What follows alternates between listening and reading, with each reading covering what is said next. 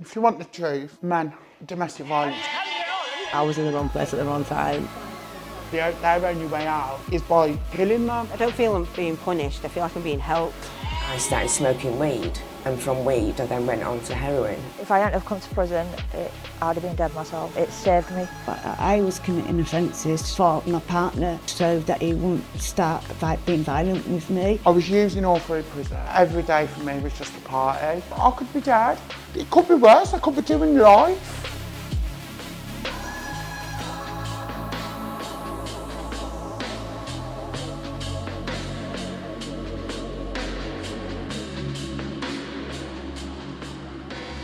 Regular sign, HMP New Hall. We're here. We're here. We're on our way to HMP New Hall now, which is a women's prison, and there's only actually 12 of these prisons like this across the country, and that's because women make up such a small percentage of the UK prison population. But the government are actually questioning whether women should be here at all, and one of the reasons for that is because they say a lot of the women here are victims of crimes themselves, and that could be all different crimes, you know, coercion. I think 60% of them are victims of domestic violence themselves. And a lot of the charities that we've spoken to and the people we've spoken to have said that quite often men are kind of behind the crimes that women commit. And does that kind of mean that men are the problem behind women's prisons? And I know that sounds like a really gendered question, but I suppose that's what we're here to find out.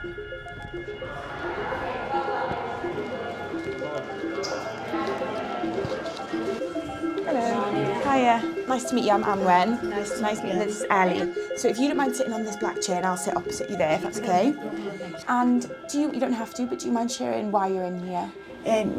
So I'm in for carrying a bladed article in public, and I've got 3 assault PCs. That all happened when I was under the influence of crack cocaine. I mean, personally myself, I was committing offences for my partner, mostly because he was really poorly, withdrawing from the drugs, and he'd start getting really angry. So that led me to fear for myself. So that led me to commit offences, so that he had the drugs, so that he wouldn't start being violent with me. And your story do a lot of the women in this centre have the similar backgrounds in terms of domestic violence? I feel like a lot of women are in that same position. But yeah, a lot of it is due to men and violent relationships. Yeah, I think that if I wasn't in that relationship, then my crimes would never have been committed. Can we go out the back way? Or...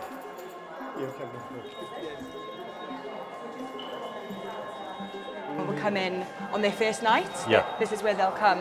So we just want to see what that looks like. So this would be a typical cell that they come into. They're all pretty much identical on the first night centre. Well, it's not that big, is it? No. It's quite small. And did they have any of the personal belongings, or what do they come in with? Yeah, so they come with when they come into reception. If they do come in, obviously a lot of the women don't come in with anything. They just come in what they're wearing. But a lot of them, some of them do come in with their property. And they're as well. allowed to bring stuff in and make it kind of so the property will come down. Yeah, their personal clothing really. Okay. The majority of them Any just come with the photos? person. Yeah, photos. They're allowed photos. Yeah. Yeah.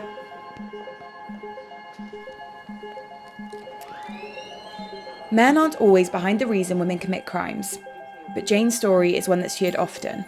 A huge number of those behind bars are victims of domestic abuse and coercion. But the issues are complex, with many women claiming their criminality stems from traumas of their past, and falling into a pattern of crime, drugs and prison is all they know. It happened to Liz. It's her 13th time inside. She's a victim of sexual violence and says she's been battling this trauma for years. While I was on heroin, the trauma was basically put away. It's only when you stop taking the drugs that all that memory comes flooding back, and it's quite difficult. So then we choose to use again.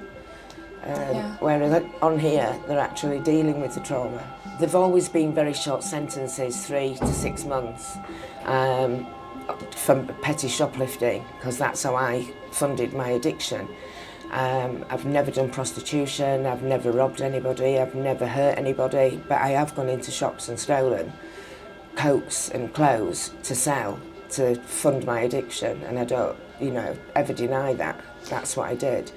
And do you think that women should be in prison for theft? I think they should be sent into a treatment centre, to be honest. But for me, this is the next best thing, because there isn't that many treatment centres out there. And in prison, normally, before this sentence, I was locked up in a cell, left to rattle, and couldn't wait to get out just to use again, because I'd had no therapy, no treatment, and was just thrown back out. Maybe if you're happy to have it on your collar. Is it okay if I pop it on there for you? Let me know. So it's like prison, obviously it's a life changer for me, especially on big sentences, I believe, because like, you know, you get the support, you know, you get the chance to be yourself again. And then as soon as you get out, it's hard, because like the last 2 times I got out, I was let out homeless, so nowhere to live, you know, and being on the streets for a full weekend, cold, you know, but you wouldn't want to go to sleep in case anything happened to you. So it was just a case of do what you know, and it's shocking to say that, but yeah. Hello. Hi.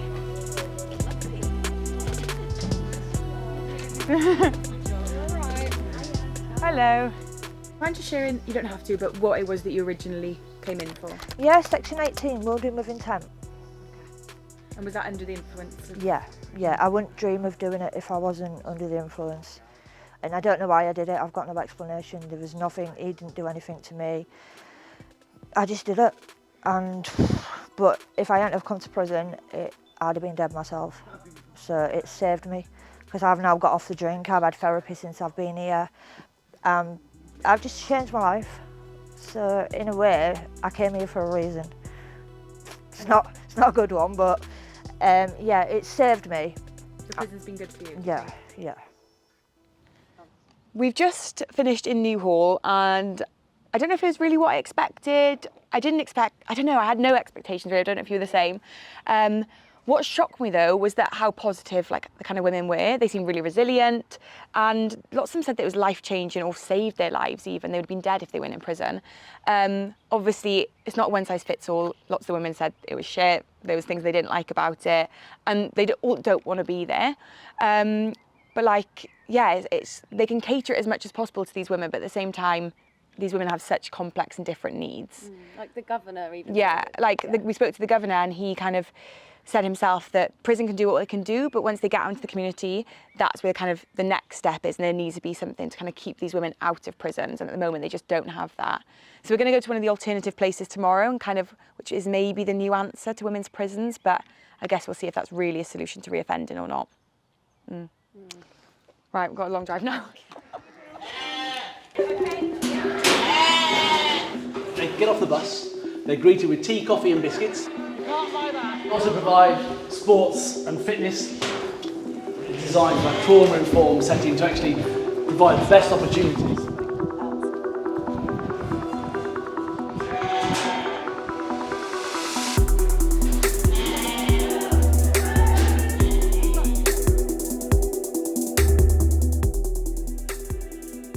Do you still feel like it feels tough in here sometimes? No, I don't. Not like in prison, nothing like it, no. I don't feel I'm being punished, I feel like I'm being helped. And do you mind sharing with us like how come you're at Willowdean and stuff? Yeah, I was currently in prison. Probation offered me a place here, and I jumped at the chance. They told me that it was really intensive therapy, and that's why I really wanted to come. And did you feel like you were not getting that kind of therapy in prison?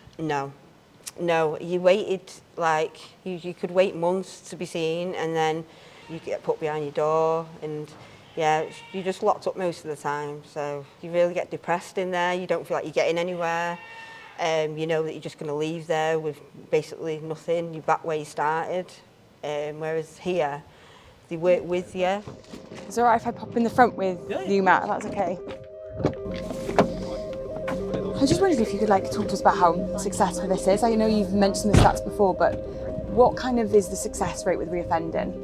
Yes, we just had a recent study done which shows that any woman coming into Willowdean residentially has a reoffending rate of around about 30%. Okay. And we know that women serving short-term sentences have around about 60% reoffending rate. So it's a proven model that works. 30% still do reoffend even though they've had this programme. I guess there's those women that come through that haven't dealt with all of their issues of the past. So often they fall back into a relationship with their previous partner, Okay. who isn't leading a lifestyle that's conducive to change. Yeah. And if you mix yourself back in and immerse yourself back into that lifestyle, you can understand why reoffending comes back around. Some of these women have committed crimes, some of them are violent crimes, and I just kind of want to get your perspective on that. You know, if you were a victim of one of these women, is this the kind of experience you'd want them to have? Well, I think there has to be a consequence to offending. And then what do we want? If we just want to punish someone, then that's not going to change their life, is it? So we've got to be able to provide a facility, a centre and a resource that actually enables them to deal with their issues of the past, that hopefully will then enable them not to live an offending lifestyle.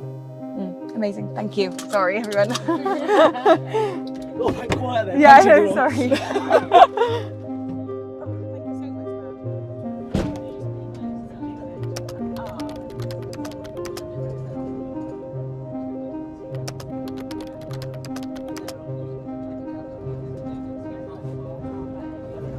After being there, my personal opinion is that isn't tough, you know.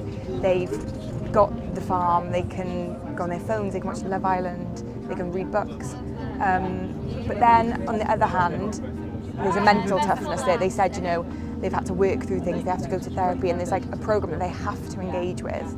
And I suppose you could argue which one of those is tougher. Is it being locked up and kind of just left to do your own thing? Or is it having to actually face your problems head on? But I think that's going to be quite hard to convince the general public, you know, that is the answer and that is the new face of punishment. Yeah, this is my cabin. And how long have you been here for? I'll go home tomorrow. Go home tomorrow? Oh my gosh. Come in. I know it's a bit hot, you can leave that open if you want. And I mean, I've done a lot of prison, quite a lot over the years. I'm not proud of that, but it is what it is. And every single time I've got out, I've used drugs, I've relapsed. Within a week, probably an hour, I've gone straight back to my old life. Being here, I have not thought of that once. I'll be honest, I was using all through prison. It's easier to get stuff in there than it is to carry it outside, the reality. You're behind your door all day, so every day for me was just a party. Like, my life and my addiction has come from trauma, but in my head, it's all I know. Like, all I've known from a young age is addiction and domestic violence and, you know, sexual exploitation. And coming here for me and getting the therapy, it's worked wonders. Now I feel like I haven't got that burden on my shoulders. And, you know, coming here, like you said, the doors are open, it's amazing, we're in a lovely field. Some people would say, you know, these women have committed crimes and they need to kind of learn their lesson. And they might look at this and they'd be like, that's not tough. What would you say to them? They don't understand the reason that the women have committed them crimes. Like, I'm sorry, like, it doesn't matter what the crime is, it's what's led them to do it, what's led them to take the drug or do whatever in the first place. And 9 times out of 10 with women, it's trauma. Yeah. And I've seen that. That's something you see a lot here as well. Yeah. Men are the brunt of it. I'm sorry, women make the money. We do things that we have to do to get by and to keep them satisfied. And if we don't, there's 9 times out of 10 repercussions. So, and if there's a lot of women out there that are in that situation, then I'm sorry, but why should they be punished? Why can't they just get the help? And how excited are you for the future? I am very excited. I'm coming back on day groups. I'd like to also help other women to get back to how I've got back to. I've seen it over and over again, and do you know what? I'm not going to lie. Coming here it's not just changed my life, it's saved my life. You know, I could be dead. It could be worse, I could be doing life, and I'm not. I'm in a beautiful place. I've learnt some amazing things, and Willie Dean hasn't seen the last of me. That's it.